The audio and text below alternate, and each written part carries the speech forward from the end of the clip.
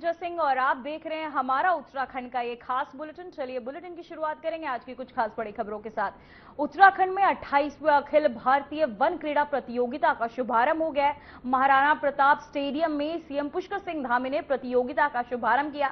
बता दें कि ये प्रतियोगिता प्रदेश में 14 साल बाद आयोजित हो रही है। 16 नवंबर तक चलने वाली इस प्रतियोगिता में आपको बताते चले प्रतियोगिता में 62 राज्य और केंद्र शासित प्रदेशों के संस्थान के खिलाड़ी शामिल होंगे।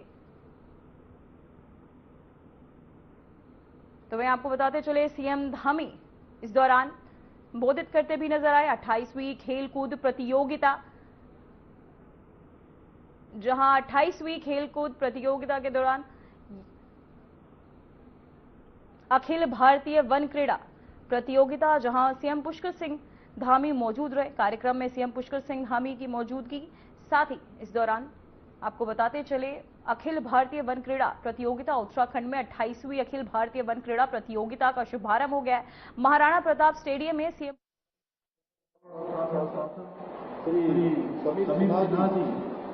प्रमुख उत्तराखंड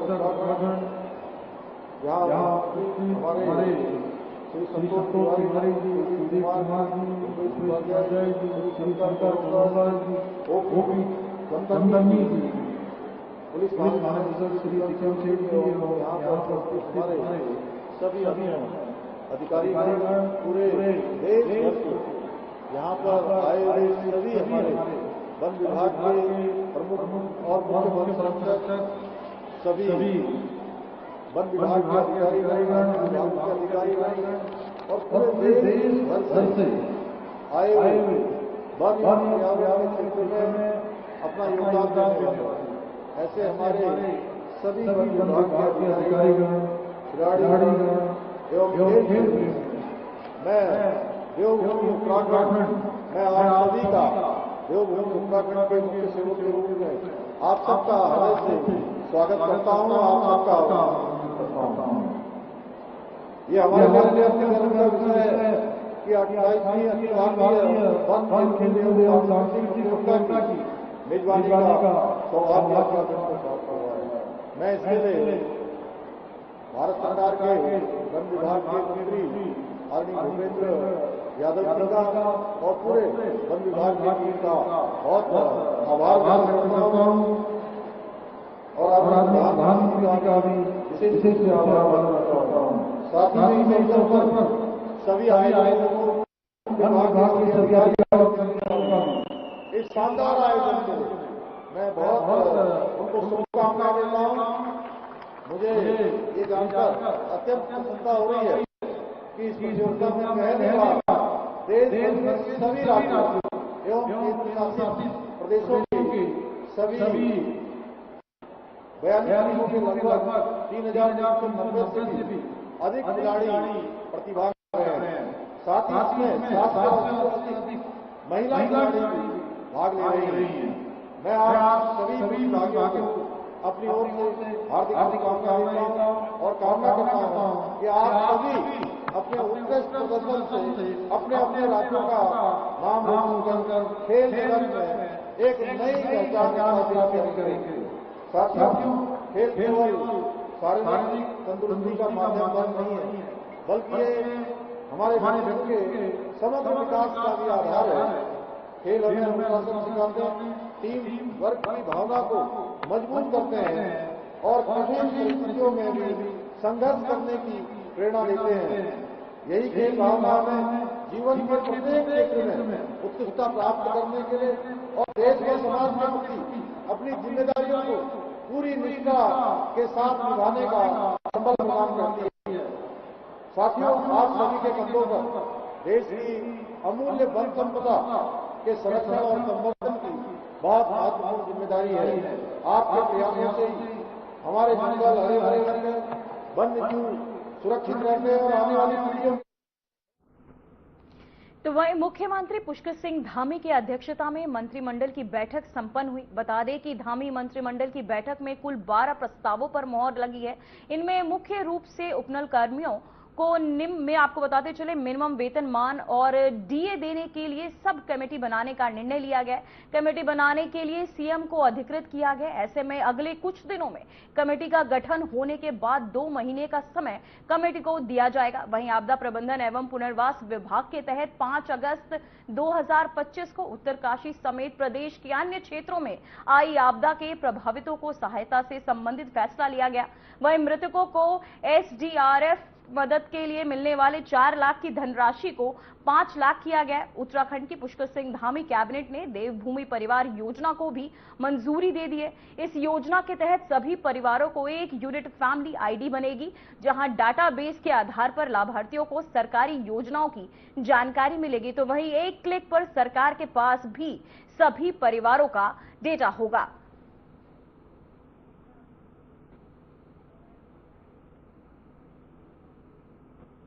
तो वहीं आपको बताते चले धामी कैबिनेट की अहम बैठक, जहां बैठक में 12 अहम फैसले भी लिए गए। कैबिनेट में 12 फैसलों पर मुहर लगी, जहां उन पर कर्मियों को न्यूनतम वेतनमान दिया गया। डीए सब कमेटी की कैबिनेट को मंजूरी दी गई। साथ ही आपको बताते चले इस बैठक में 12 प्रस्तावों पर कैबिनेट की मुहर लगी।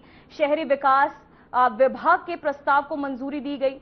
पीएमयू के निदेशालय गठन को स्वीकृति मिली। तो वहीं निदेशालय में 4 पद स्वीकृत किए गए। वित्त विभाग टेंडर प्रक्रिया में बीमा गारंटी अनिवार्य कर दी गई। कार्मिक विभाग नियमितीकरण के लिए समिति बनेगी।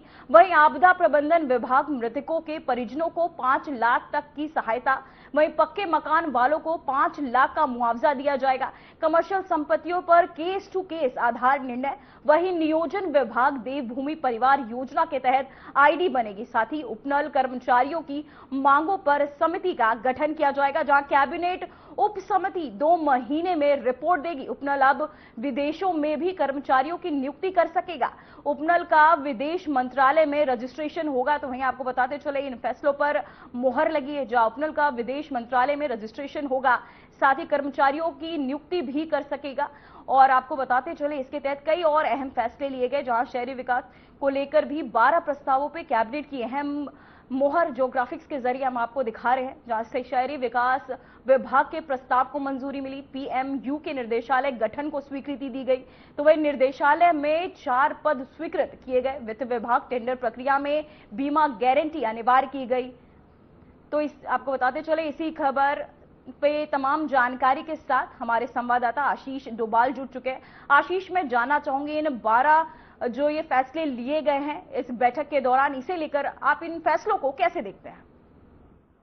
बिल्कुल पूजा, आज कैबिनेट की बैठक थी और कैबिनेट ने 12 अहम जो प्रस्ताव थे उन पर मुहर लगाई है, जिसमें जो अहम प्रस्ताव है कहीं ना कहीं शहरी विकास विभाग की बात करें तो यहाँ पर जो शहरी विभाग का निदेशालय है वहाँ पर पीएमयू को गठन को मंजूरी दी गई है और 4 जो पद है वो भी स्वीकृत किए गए हैं। वित्त विभाग में जो टेंडर प्रक्रिया है उसमें अब इंश्योरेंस का जो बीमा होगा उसको भी बैंक गारंटी के तौर पर रखा जाएगा। इसके साथ साथ जो दैनिक वेतन भोगी कर्मचारी हैं, संविदा कर्मचारी हैं, उनके लिए कट ऑफ डेट के लिए समिति का गठन किया गया है। और इसके साथ साथ जो आपदा आई है उत्तराखंड में, धराली में जो आपदा आई है वहाँ पर जो मृतक हैं उनको पहले 4 लाख रुपए देने की बात थी और 5 लाख रुपए उनको मृतक आश्रितों को दिया जाएगा और जिनके पक्के मकान हैं उनको भी 5 लाख देने पर सहमति बनी है।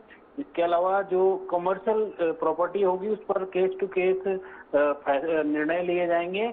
इसके साथ साथ जो नियोजन विभाग है उत्तराखंड में उसके द्वारा जो प्रदेश में रहने वाले लोग हैं उनके लिए देवभूमि परिवार आईडी बनाने का जो निर्णय भी लिया गया है। और उपनल कर्मचारियों की मांग पर भी कैबिनेट ने एक उप समिति गठित की है जो 2 महीने के अंदर जो तमाम जो उपनल कर्मचारी हैं नियमितीकरण को लेकर फैसला अपनी रिपोर्ट देगी। उसके बाद सरकार जो है इस पर फैसला लेगी। इसके साथ साथ उपनल विदेशों में भी अब जो उपनल के माध्यम से कर्मचारी हैं वो जॉब देगी। उपनल जो है कहीं ना कहीं भारत के विदेश मंत्रालय में इसका रजिस्ट्रेशन किया जाएगा।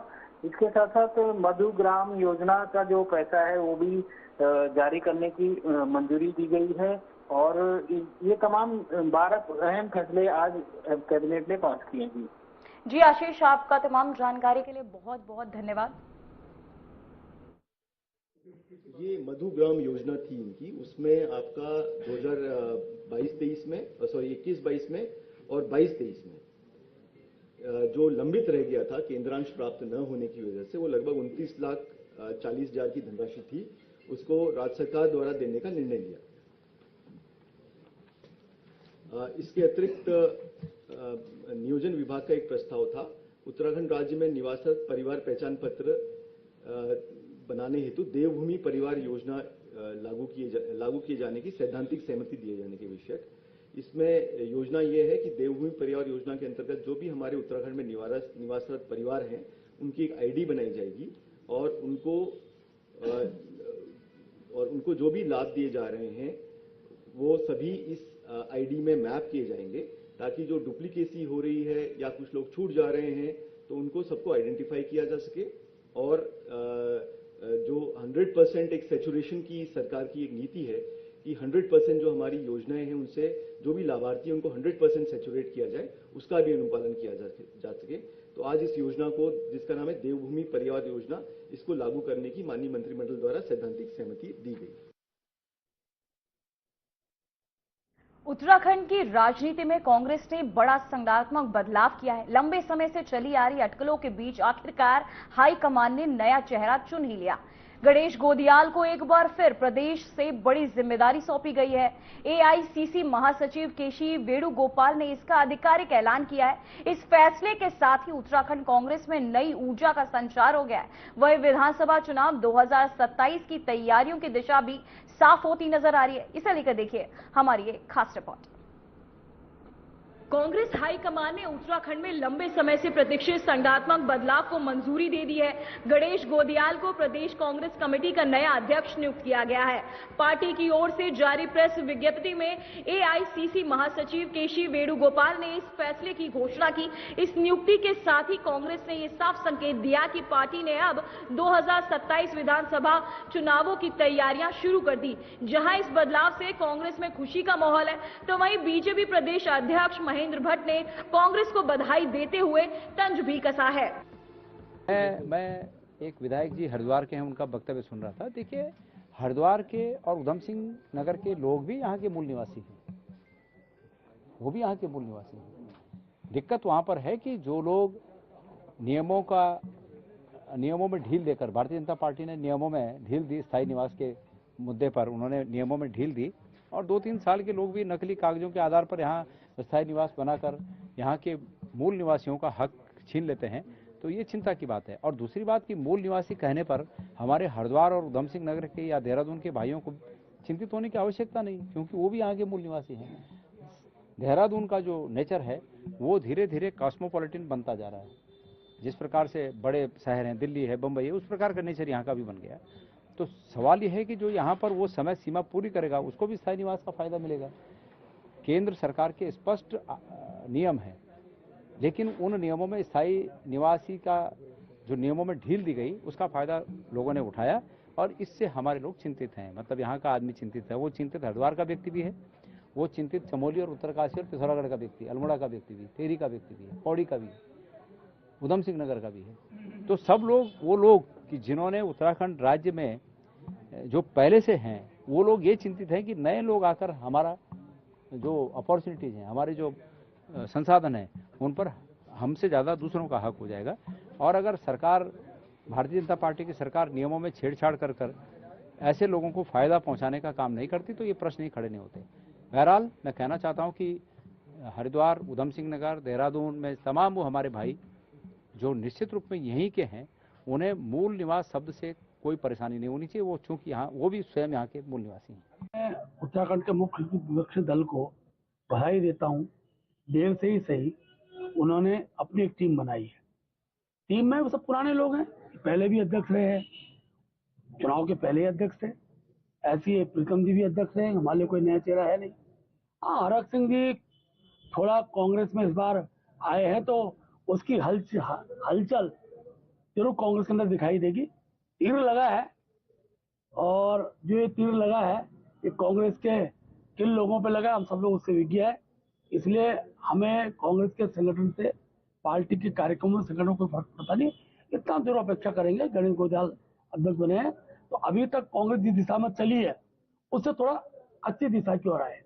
प्रदेश सरकार विकास कार्यों की सराहना होनी चाहिए, और अच्छे कामों का विरोध करने का जो सिलसिला कांग्रेस के अंदर अभी तक बना रहा, उसमें थोड़ा मुझे उम्मीद है कि कुछ ब्रेक लगेगा। लेकिन अगर गणेश जी ने भी उसी पटरी पर कांग्रेस चलाई जिस पटरी पर कांग्रेस पिछले 60 वर्षों से चली आ रही है, तो कांग्रेस हर्ष इससे भी बुरा होगा। दिलचस्प बात यह है कि उत्तराखंड की राजनीति में ऐसा पहली बार हुआ कि जब दो नेता एक दूसरे के पूर्वाधिकार और उत्तराधिकारी दोनों की भूमिका में रहे हैं। 10 अप्रैल 2022 को जब करण माहरा प्रदेश अध्यक्ष बने थे, तब उन्होंने गणेश गोदियाल से ही पदभार संभाला था। अब वही गणेश गोदियाल दोबारा अध्यक्ष बने और करण माहरा से चार्ज ले रहे हैं, यानी सियासत का चक्र एक बार फिर पूरा घूम गया है। बता दें कि गणेश गोदियाल इससे पहले भी 2021 से 2022 तक उत्तराखंड कांग्रेस के अध्यक्ष रह चुके हैं। उस वक्त उन्होंने पूर्व अध्यक्ष प्रीतम सिंह से कमान संभाली थी, लेकिन विधानसभा चुनाव 2022 के बाद उन्होंने सोनिया गांधी को अपना इस्तीफा सौंप दिया था। अब पार्टी ने एक बार फिर उन पर भरोसा जताया है। मैंने एक सत्य मेरे मुंह से निकल गया। सत्य यह है कि सनातन धर्म, ब्राह्मण और कांग्रेस तीनों का स्वभाव एक समान है। ये तीनों समन्वयवादी हैं, ये तीनों उदार हैं, ये तीनों सहिष्णु हैं। और दूसरी बात ये निकल गई, जरा बात आगे चलते चलते मैंने कहा जब से कांग्रेस से ब्राह्मण हटे हैं तब से जरा सा असहिष्णुता भी देश में बढ़ गई है और कांग्रेस भी कमजोर हुई है, और कुछ हद तक कल तक देने वाला ब्राह्मण जो है आज मांगने वाला बन गया। तो मैंने कहा वो स्थितियां बदली हैं। पहले मैंने कहा ब्राह्मण देता था सबको। नई नियुक्तियों के साथ ही कांग्रेस ने प्रदेश में 27 जिला अध्यक्षों की घोषणा की। इसके अलावा 2 नई अहम समितियां की गठन की गई है। कांग्रेस प्रचार अभियान समिति का गठन किया गया है, जिसकी कमान पूर्व प्रदेश अध्यक्ष प्रीतम सिंह को सौंपी गई। वहीं चुनाव प्रबंधन समिति का नेतृत्व पूर्व कैबिनेट मंत्री डॉक्टर हरक सिंह रावत करेंगे। दोनों वरिष्ठ नेताओं को आगामी चुनावों में रणनीति निर्माण और प्रचार अभियान को दिशा देने की जिम्मेदारी दी गई। वहीं निवर्तमान अध्यक्ष करण माहरा को कांग्रेस कार्य समिति के विशेष आमंत्रित सदस्य बनाया गया है, यानी संगठन में उनका कद बरकरार रखा गया है। तो उत्तराखंड कांग्रेस में अब कमान फिर गणेश गोदियाल के हाथों में है। नई टीम, नई जिम्मेदारी और 2027 के चुनावों की नई तैयारी। कांग्रेस के इस कदम से पार्टी कार्यकर्ताओं में जोश दिख रहा है। कांग्रेस हाईकमान का यह फैसला साफ संकेत देता है कि पार्टी अब उत्तराखंड के संगठन के स्तर पर बड़ा पुनर्गठन करने जा रही है। प्रदेश में युवा नेतृत्व और पुराने अनुभव का संतुलन बनाकर कांग्रेस सत्ता में वापसी की रणनीति तैयार कर रही है। अब देखना होगा कि संगठन में ये नई ऊर्जा आने वाले चुनावी समीकरण को कितना बदल पाती है। Bureau report, Aryan TV.